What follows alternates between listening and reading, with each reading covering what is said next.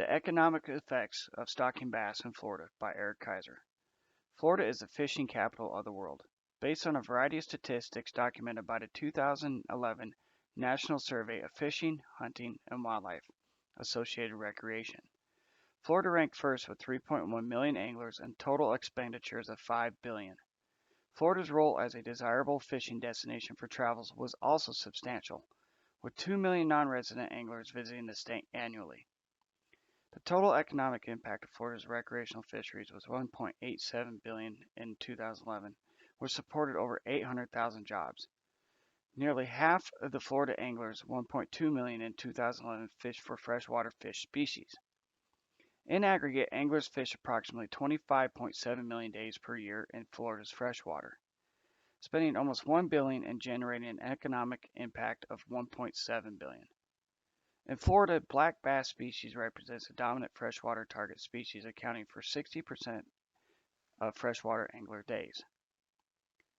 In regards to the fishing population, this causes overfishing, leading to an economic issue. One significant fishery was the Harris Chain of Lakes found in Leesburg, Florida. Declining vegetation in Lake Dora and Lake Griffin due to pollution had decreased from 50% to 0% in 35 years, decreasing the amount of natural bass reproduction and abundance.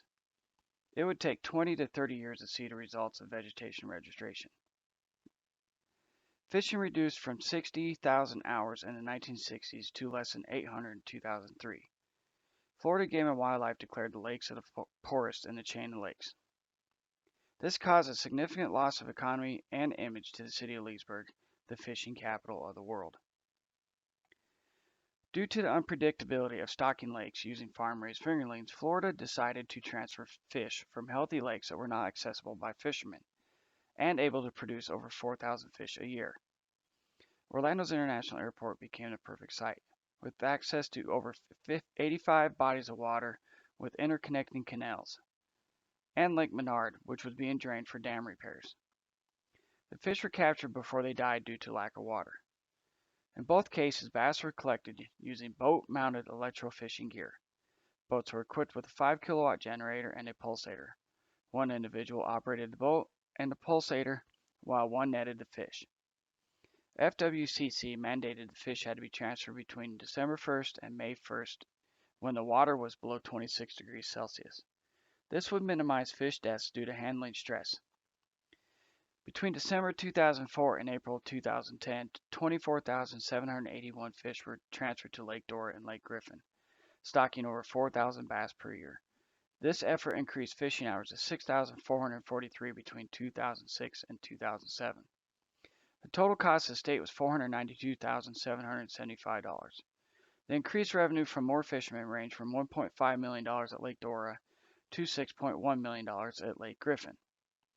Although their efforts were not vain, it was found after numerous studies that 65% of the stock adult bass in Lake Griffin had moved to join canals, marshes, and the Ocklawaha River.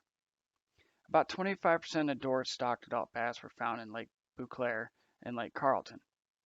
The percentage is not known, but some of these fish were transported by anglers weighing in Lake Eustis and Lake Harris during tournaments.